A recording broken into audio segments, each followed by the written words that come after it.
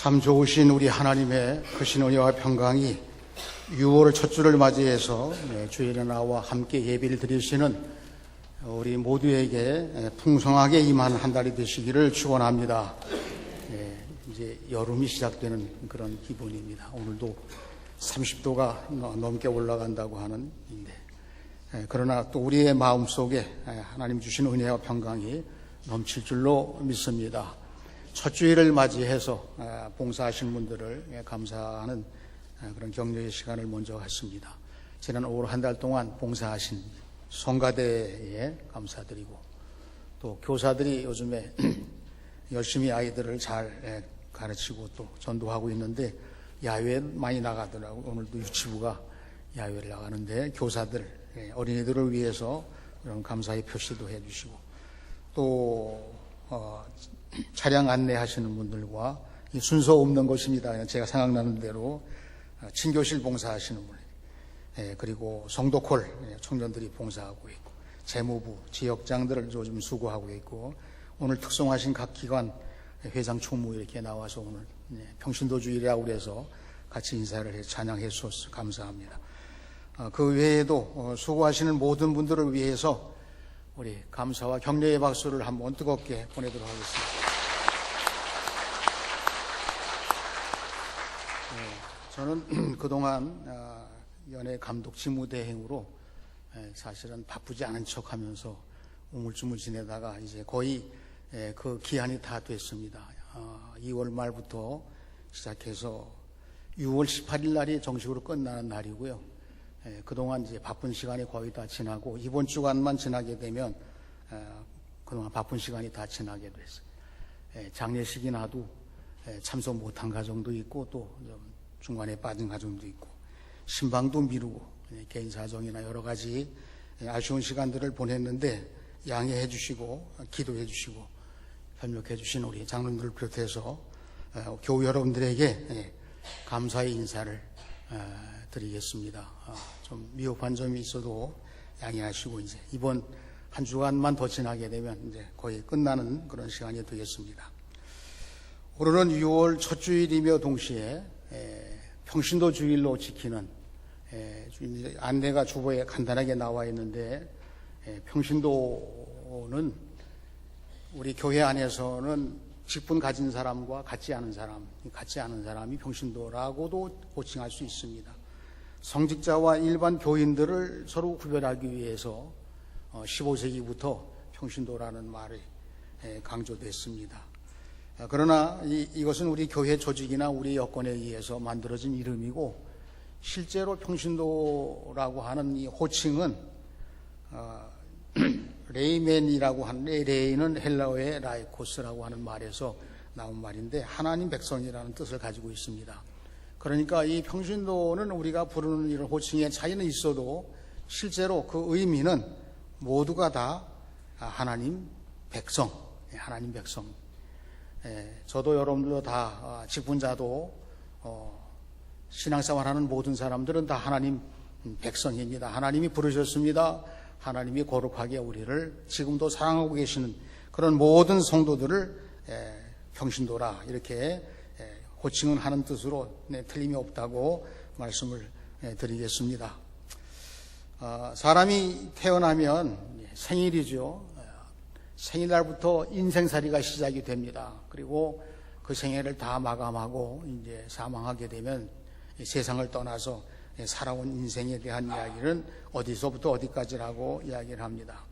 그러나 예수 믿는 사람들이 삶이란, 태어나도 물론 삶의 시작이지만 진정한 시작은 예수를 영접하고, 더 교리적으로 말하면 세례를 받고, 새로 태어난 날이죠. 예수님의 이름으로 세례를 받는, 사실 세례 받은 것이 아니라 예수님을 영접한, 그래서 영접하기 위해서 하나님의 아들이심을 고백하고, 그리고 내 죄를 위해 십자가 지셨고, 그래서 키엘케고르라는 신학자는 하나님의 사랑을 느끼기 시작한 때부터 삶이 시작된다 이렇게 이야기를 했어요. 여러분, 하나님의 사랑을 무엇으로 느끼십니까? 예수님의 십자가의 사랑, 십자가의 의미, 혹은 이 십자가의 도를 통해서 내 삶이 영향을 받고 있을 때 우리가 비로소 살아간다, 생명 있는 사람이다, 그저 평범하게 말하면 진정한 사람이다, 이렇게 말씀을 드릴 수 있겠습니다. 요즘에 우리 살아가기가 무척 좀 복잡하고 피곤합니다. 예수 잘 믿고 살고 싶고 또 하나님께 영광을 돌리면서 거룩하게 살고 싶은데 그렇게 잘 되지 않는 여러 상황들이 우리들에게 자꾸만 다가오고 있습니다. 교회가 전통을 통해서 전통으로 이어서 사도신경, 사도들의 신앙 고백의 대를 이어 지금까지 우리는 신앙 고백을 합니다. 그러면서 영적으로 더 미래를 향해 정진하고 있는 거죠. 그러나 이 사회가 빠른 속도로 요즘처럼 발전하는 시대에 뭐 4차원이라고 말하고 눈부시게 발전한다고 끊임없이 변화와 개혁을 통해서 이 세상은 발전하고 있는데 교회는 좀 속도가 늦습니다. 그래서 때때로는 개혁의 대상이 되기도 하고 때로는 변화를 일으키지 못하는 그런 안타까움이라고도 이야기를 해요. 더 진지하게 말하면 사실은 현상입니다. 이렇게 눈에 보이는 현상이에요. 우리가 보는 현상인데 진정으로 개혁되고 변화가 되려고 하면 예수님의 십자가의 사랑과 은혜를 통해서 하나님이 하시는 일이라. 이건 변명하려고 제가 드린 말씀이 아니고 이 세상에서의 변화나 개혁은 사람의 일이, 사람의 능력으로 밖에는 할 수가 없고 때때로는 자기가 모르는 것도 개혁하려고 하고 변화가 되어야 된다고 말하지만 변화의 주체이고 개혁의 중심은 하나님이신데 예수 그리스도를 통해서 우리의 심령을 변화시키고 개혁시키고 구원받은 자로 어둠에 속한 자가 빛에 속한 자로 이동하고 이 모든 일은 다 하나님이 하시는 것입니다. 그런 의미에서 볼 때 하나님의 백성들의 역할이 그렇기 때문에 중요하고도 큰 것입니다. 하나님이 하시는 이 변화의 개혁, 이 구원 사건을 그 일을 도맡아서 하나님 백성들인 우리들이 해야 하는 거예요. 그럼 누가 먼저 변화와 개혁이 필요합니까? 우리들이죠. 누구를 변화시킬 것입니까? 우리들부터 시작을 해서 이 세상을 새롭게 하고 변화시키는 하나님의 능력을 통해서 이루어 나가는 것입니다. 그래서 저는 한번 구호를 만들어 봤어요. 평신도 주일을 맞이해서 우리를 새롭게, 이웃도 새롭게. 우리 자신들이 먼저 새롭게, 그리고 이웃도 새롭게 하는 사명을 가진 사람들이 평신도입니다. 위클리프 성경번역회라고 하는 선교단체가 있습니다. 이 위클리프 성경 번역회는 전문적인 성경을 번역한다기보다도 새로 나오는 교인들이라든가 평신도 지도자들이라든가 일반적인 그런 성경을 가까이 좀 대할 수 있도록 그렇게. 그런데 여기에 소속된 선교사님들이 계셔요. 이분들이 이 위클리프 선교회에 소속된 선교사님들은 다 선교사님들이 귀하시지만 여기에 소속된 선교사님들은 자격을 먼저 물어요. 그게 뭐냐 하면 순교자적인 신앙을 가졌느냐. 그러니까 선교 사역을 감당하다가 죽더라도 그거 감사한 마음으로 받아들일 수 있는 신앙을 가졌느냐라고 하는 것과 또 한 가지는 일반적인 달란트인데 어학의 재능이 있느냐. 어학. 우리 말은 다 잘하지만 영어부터 시작을 해서 외국어에 대해서 이 어학 능력이 좀 있는 그런 달란트를 가진 사람을 위클리프 성경 번역기 선교단체에서 뽑는다는 거예요. 왜 그런가 보니까 이분들은 성경을 번역하는데 일반 대중을 위해서 번역하는 게 아니라, 여러분들을 위해 번역하는 게 아니라 소수 민족이나 남미나 아프리카나 이런데 인디언들이나 원주민들을 그들에게 복음을 전하고 그들에게 복음을 전하기 위해서 소수민족이니까 말은 있더라도 글자는 없어요. 그러니까 말도 배워야 하고 그들에게 글자 없는 사람들에게 글자를 만들어서 성경을 번역해서 그들이 믿게 되기까지의 그 수고와 노력이 이렇게 계산할 수 없을 정도로 굉장히 힘든 선교사역입니다. 한 선교사님이 그 조그만 지역에 있는 소수 부족, 그들만 통하는 말하는 부족에게 가서 일단 말을 배우는 거예요. 전문적인 통로도 없으니 뭐 같이 생활하면서 뭐 위험한 상황도 있을 것이고 잘 통하지 않는 상황도 있을 것인데 하여튼 말을 배우고, 그 다음에 그들의 말을 이제는 글자를 어느 글자든지 이용해서 알파벳을 하든지, 전에 한번 인도네시아에서는 한글로 해서 뭐 글자를 만들어줬다는 그런 뉴스가 있었습니다만은, 그러면 이제 글자를 서로 통용할 수 있게 되는 거지. 그 다음에 성경 번역에 들어가는 거예요. 그래서 마태복음을 번역하려고 그러면 선교사역에 들어온 때부터 시작하면 시간이 상당히 지나서 이제는 나이가 오래되고 그러니까 하나님의 부르심을 받게 되잖아요. 완성도 못 해놓고 시작만 해놓고 마태복음 중간밖에 만약에 번역을 못했다면 그 다음 선교사를 또 구하기가 너무 어려워. 조병을 해서 그 성경 번역하기까지 또 언어를 배우고 또 뭐 하고 그대로 생활을 한 다음에 이어서 말이 통하고 글씨가 통하는 상태가 돼야 비로소 그 다음 이어서 이제 성경을 번역하는 거예요. 그렇게 되면 금방 또 성경 번역이 쉬울 것 같지만 또 쉽지가 않아요. 어려운 단어가 나오게 되면 그 어려운 단어를 통해서 뭔가 말도 통해야 되고 사상도 전달해야 되고 그리고 뭐 교훈도 줘야 되는데, 이 어려운 단어가 나올 때는 그거 번역하기가 쉽지 않아요. 그때는 선교사님들이 그들과 함께 생활하면서 이 말을 인용해서 예를 들자면 이러이러한 것에 대해서 이런 뜻이 있다고 하는 거를 말해줄 단어를 찾느냐고 또 몇 개월을 고생하는지도 몰라요. 예를 들어서 순종이라는 단어를 이제 우리가 하나님 말씀을 따라 순종해야 됩니다. 그럼 순종에 대한 말을 가르칠 때 원주민들에게 이 순종이라는 표현을 해야 되는데 뭐 할 수가 없어요. 그래서 이렇게 살펴보다가 어느 날 원주민의 아버지가 아들에게 무슨 심부름을 시키는 거예요. 이거 중요한 거니까 이제 우리식으로 말하면 꼭 당부를 해서 이거 다른 데 한눈 팔지 말고 너 이거 꼭 전달해야 된다. 이렇게 그런 광경을 보면서 그때 선교사님이 이제 이거 순종에 대해서 아버지에 대해서 아들이 순종하는 그 관계를 다 설명하는, 그 일을 꼭 해야 된다. 내 모든 온 마음으로 내 마음을 나누지 말고, 가다가 친구 만나서 뭐 한눈 팔다 보면 그 신부는 못하게 되잖아요. 그래서 이 순종이라는 단어를 아버지와 아들의 관계에서 아버지의 말씀을 다 순종으로 완성하기 위해서는 그 일을 꼭 해야 된다는 것을 주지시키고, 그 다음에 온 마음으로 해야 그거 할 수 있다고 하고, 그리고 내 마음이 흐트러져 가지고 중간에 이렇게 함부로 하면 안 된다. 우리가 역으로 생각해 보는 것입니다.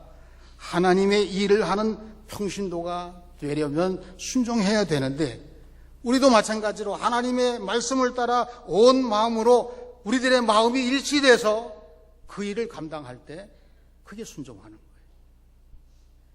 제가 인용을 거꾸로 한번 해본 겁니다. 말을 배워야 되고 언어를 세워야 되는 사람들이, 평신도 주일에 우리가 하나님 말씀을 따라 예수님의 마음으로 한 마음이 되어서 이 세상을 향해서 빛과 소금의 역할을 감당해야 되는 그런 사명이 우리 평신도들에게 있습니다. 첫째로 오늘 평신도 주일을 맞이해서 우리는 하나님 백성입니다. 여러 신분이 있지만 그 여러 신분들의 생활 여건 다 있지만 비교할 수 없는 최고의 우리들의 신분에 대해서 표현된 것이 하나님 백성이에요. 평신도가 하나님 백성이라고 그랬죠. 목사도 하나님 백성, 우리 성도들도 하나님 백성, 우리 다 같이 하나님 백성, 하나님의 자녀, 하나님의 일을 하기 위해서 하나 된 사람들로 모인 교회, 주님의 교회, 하나님 백성이에요. 여러분, 보통 신분 가지고 있는 사람들도 보통 생활하지만 특별한 신분 가진 사람은 그 신분에 맞게 활동을 하고 생각을 하고 모든 일을 해야 되는, 우리가 하나님과 분리되어서 죄인 되었을 때, 아담과 하와가 하나님과 분리되어서 말씀에 불순종하고 에덴동에서 쫓겨났을 때, 하나님 백성, 이스라엘 백성들이 선민들이 하나님께서 그들에게 복을 주시고 세상 만민에게 복을 주시려고 하는 하나님의 계획을 세우셨는데, 글쎄 그렇게 되지 못했어요. 하나님과의 관계가 분리됐어요. 분리된 게 죄죠.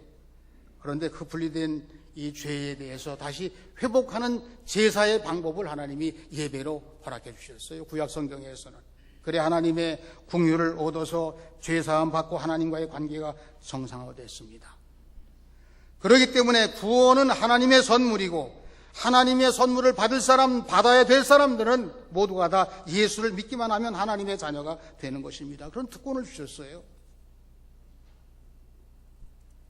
오늘 하나님 백성된 우리들이 이 세상 사람과 다르게 오직 한 가지 중요한 사항이 있는데, 그게 뭐냐면 하나님의 자녀의 특징은 하나님의 말씀을 듣는다는 거예요. 성경이 그래서 귀한 거예요. 예배 중심에 언제나 하나님 말씀을 이렇게 나누는 겁니다. 하나님 말씀으로 같이 듣는 거예요. 하나님 말씀이 들려주는 영적인 우리들의 신령을 가지고 예배를 드리고 있는 것입니다. 1982년도인데요. 미국에서 이제 세계 최고봉인 에베레스트 산을 정복하기 위해서 아무도 미국 사람은 올라간 적이 없으니까 이제 첫 번째로 한번 도전을 해보자. 그래서 지원자들을 모집해가지고 고도의 훈련을 쌓아왔어요. 마침내 그 임기를 이제 기간을 마치고 에베레스트 산에 올라가기 위해서 저 네팔까지 달려갔습니다. 현지 셀파를 다 모집했어요. 그 셀파 중에 이제 책임자가 이렇게 얘기를 합니다. 여러분들이 저 정상까지 올라가고 싶다면 저를 전적으로 믿고 따라오세요. 제 말을 들으십시오. 이 말이에요. 그러니까 이 미국의 등반대원들이 다 같이 이구동성으로 무식한 사람이라고. 고작 짐이나 날려주는 짐꾼 주제에 뭐 자기 말을 다 따르라고. 우리는 그동안 몇 개월 동안 이 에베레스트 산을 연구하고 또 혹독한 곳에 그 상황이 되더라도 그걸 견뎌내기 위해서 다 그 연구를 거듭하고 훈련을 한, 이제는 산에 오르는 데는 전문가인데, 전문가한테 무슨 말을 자기가 하라느냐. 그런데 그 등반대원 지원자 중에 한 사람, 루 휘테커라고 하는 사람, 셀파의 말을 듣고 생각했어요. 우리가 아무리 훈련을 받았더라도 여기 이 에베레스트 산의 전문가는 이 셀파다. 그렇게 생각을 하고 이렇게 답변을 했습니다. 저는 정상에 올라가고 싶습니다. 당신이 하라는 대로 따르겠습니다. 그래 시작했는데 유일하게 한 사람만 등반에 성공을 했어요. 그 사람이 누굴까요? 셀파의 말을 들었던 루 휘테커라는 사람이 미국인 가운데 첫 번째로 에베레스트 산의 정상에 정복했습니다. 이렇게 이름이 남게 됐어요. 여러분, 우리가 하나님 백성이라면 하나님 백성으로서 하나님 말씀을 듣고 하나님 말씀에 순종하는 가장 기본적인, 여기서부터 출발을 해야 돼요.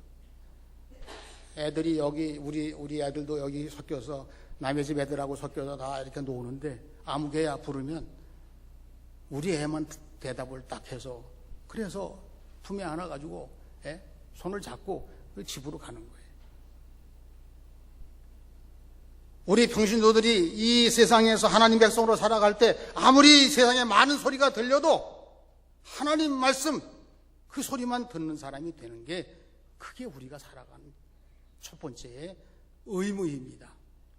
우리 신풍교회 모든 성도들이 지금 세상에 많은 요소들이 교회 안까지 들어와서 여러 가지 상황들이 복잡하게 됐지만, 우리 생각 속까지 들어와서 우리 생각을 산만하게 하지만, 우리 영적인 세계까지 들어와서 이단이나 함부로 된 사람들이 우리를 흔들고 있지만, 그럼에도 불구하고 하나님 말씀만을 듣는 하나님의 자녀입니다. 하나님 백성입니다. 이 의식을 강하게 가져서 우리가 꿈에서라도 하나님 말씀이 우리 일반적인 생각 속에도, 활동 속에서도 하나님 말씀이 나를 움직이고 있다고 하는 거룩한 심성을 가지고 하나님께서 부르신 바 사명을 감당하는 우리 모두가 되시기를 축원합니다. 두 번째로, 우리는 하나님이 택 택하신 백성, 택하신 백성. 하나님이 구약에서는 이스라엘 백성들을 선민으로 조성하셨어요. 가나안 땅에서부터 가나안 땅까지 사실은 아브라함을 가라고 하시고 거기서 야곱의 가족들이 애굽으로 가서 거기서 가문을 이루고 다 그렇게 해서 이스라엘 백성이 돼가지고요. 그래서 이제 가나안 땅으로 이렇게 옮겨서 그 과정이 뭐냐면 하나님의 자녀로 삼고 복 주시고 그리고 받은 복을 남에게 이웃에게 복을 나누어 주시려고 그렇게 선택하셨는데 그 택하신 건데 실격을 했어요. 복을 받은 사람에 머물러 있게 된 거예요. 신약에서 예수님께서 또 주신 말씀이 있습니다. 요한복음 15장 16절 말씀, 십자가를 이제 저기 앞에 두시고 제자들과 하는 거룩한 이별을 위해서 설교하시는 내용입니다. 너희가 나를 택한 것이 아니요 내가 너희를 택하여 세웠나니 이는 너희로 가서 열매를 맺게 하고 또 너희 열매가 항상 있게 하여 내 이름으로 아버지께 무엇을 구하든지 다 받게 하려 함이라. 예수님께서 왜 이 말씀을 택하신 것에 대해서 말씀하시고 열매를 맺게 하고 열매를 잇게 하고 그리고 아버지께 구하는 기도에 대한 교훈까지 같이 이 말씀 속에 넣었을까? 여러분, 택하였다는 말은 우리들에게 영적인 감정으로 느껴야 될 것은 택하셨다는 게 에클레시아예요.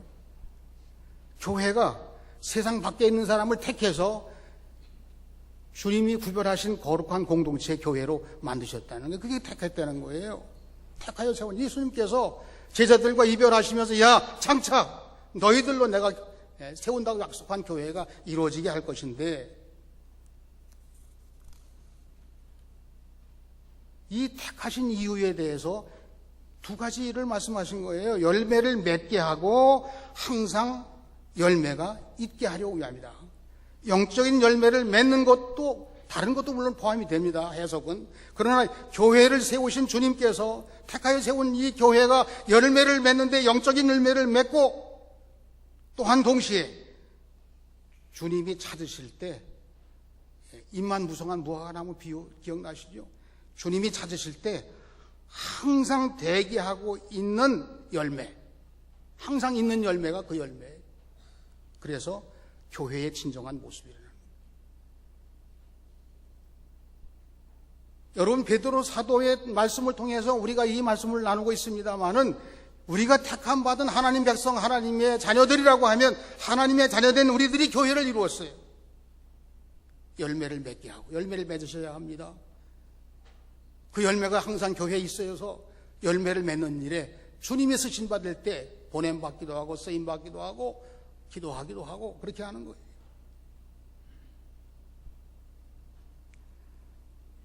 그 가운데 하나가 무엇이든지 구하는 대로 이루리라고 하는 말씀이에요. 그러면 이 기도에 대한 명령은 하나님께서 원하시는 열매를 맺기 위해서 기도하는 무기로 쓰라고 하는 말씀도 되는 거예요. 저는 이 말씀을 연결시켜 보니까 그 뜻이라고 생각이 되는 거예요. 그래서 기도 왜 하냐?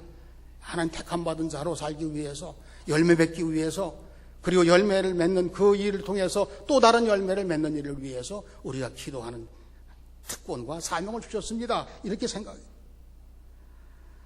하나님 아버지께 구하는 것을 다 받는 교회입니다.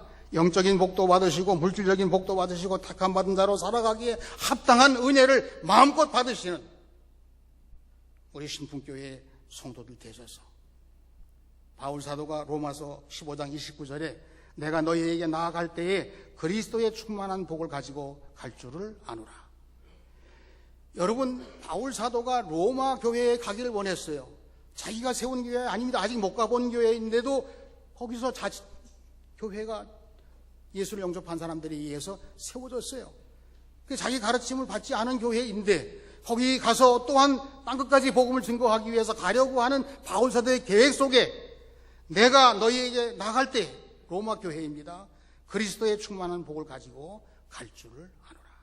그러면 여러분, 복음 증거를 위해서 하나님이 은혜와 복을 주시는 거예요.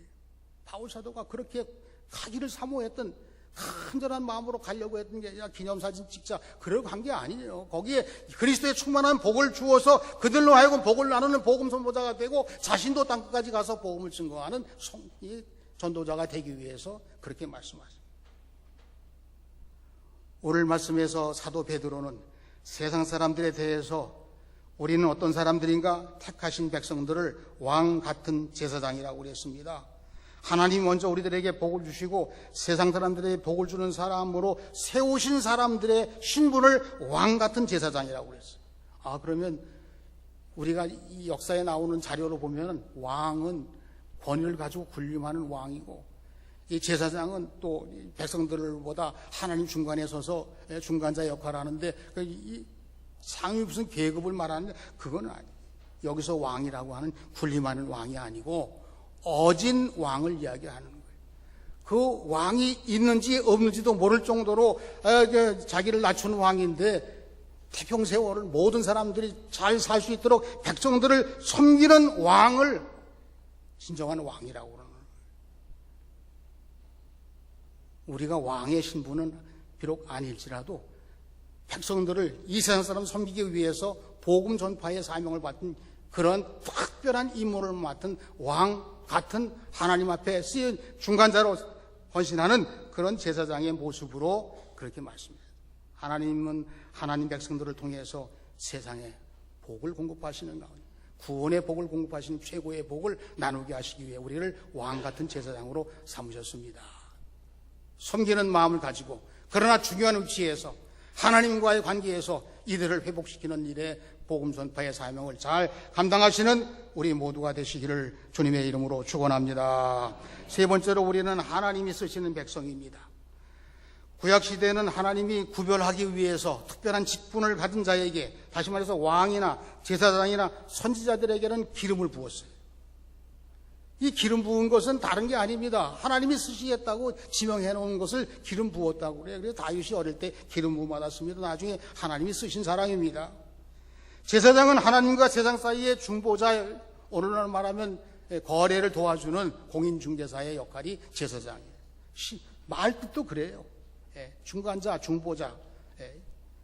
그러면 하나님과 우리 사이에서 죄사함을 받게 해주시려고, 하나님의 복을 전달하게 해주시려고 사명받은 자들의 역할이 제사장이에요. 그 역할을 9절에서는 이렇게 말씀합니다. 하나님은 어두운 데서 불러내시고 기이한 빛으로 들어가게 하십니다. 그 사명을 누가 맡았습니까? 우리 평신도들이, 우리 하나님 자녀들이 맡은 사명입니다. 먼저 구원받게 하시고 이 아름다운 덕을 세상 어두운 데 있는 사람들에게 선포하는 데 쓰시려고 우리를 거룩한 백성으로 삼으셨습니다. 이게 평신도의 사명이죠. 하나님 쓰시려고, 이렇게 쓰시려고 부르셨다는 거예요. 복음 전파는 하나님이 원하시는 일입니다. 그리고 복음 전파는 하나님이 우리와 함께 하시는 일입니다. 복음 전파는 최고의 사명이기 때문에 행복한 사명이에요. 예수 믿으면서 살아가면서 우리가 살아가는 여러 가지 원하는 바가 다 있어요. 저도 있습니다. 없는 게 아니에요.